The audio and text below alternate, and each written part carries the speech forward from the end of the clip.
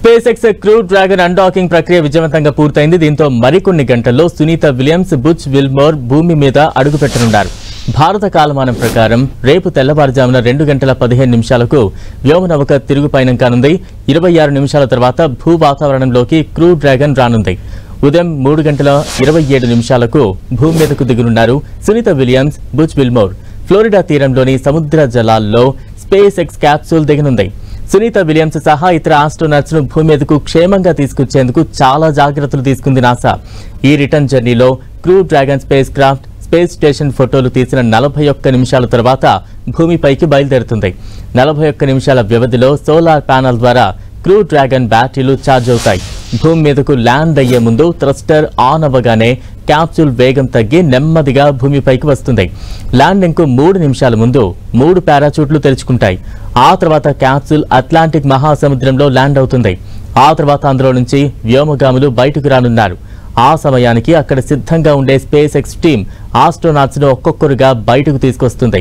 Sunitha Wilmore తో పాటు మరో 2 వ్యోమగాములు కూడా భూమి మీద అడుగుపెట్టనున్నారు. నాసా ఆస్ట్రోనాట్ నిక్ హౌగే, రష్యా అంతరిక్ష పరిశోధన సంస్థ రాస్కోస్మాస్ కాస్మోనాట్ అలెగ్జాండర్ గర్బనోవ్ డ్రాగన్ క్యాప్సూల్లో భూమికి చేరుకునున్నారు.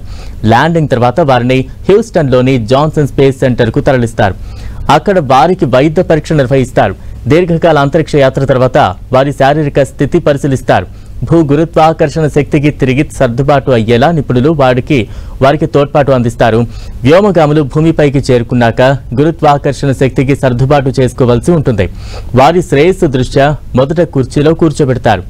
ఈ 9 నెలల కాలంలో ఆస్ట్రోనాట్స్ స్పేస్ స్టేషన్ కు సహకారం అందించారు. క్రూ 9తో కలిసి స్పేస్ వాక్, అంతరిక్షంలో మొక్కల పెంపకం సహా అనేక ప్రయోగాల్లో పాల్గొన్నారు. ఐఎస్ఎస్ కోసం మెరుగైన రియాక్టర్లను రూపొందించడానికి, చెక్క ఉపగ్రహాలను నిర్మించడానికి పరిశోధనలు చేశారు. చంద్రుడు, అంగారక గ్రహం వెళ్లే మిషన్లకు సిద్ధం కావడానికి అధ్యయనం చేశారు. మరోవైపు ఈ రిటర్న్ జర్నీ ముగిశాక రేపు ఉదయం 4:45 నాసా ప్రెస్ మీట్ పెట్టనుంది. ఈ రిటర్న్ జర్నీ ప్రక్రియ మొత్తాన్ని నాసా లైవ్ టెలికాస్ట్ చేయనుంది. వారాంతంలో వాతావరణ పరిస్థితులు కొంత ప్రతికూలంగా ఉండే అవకాశం ఉన్నందున షెడ్యూల్ను సవరించింది.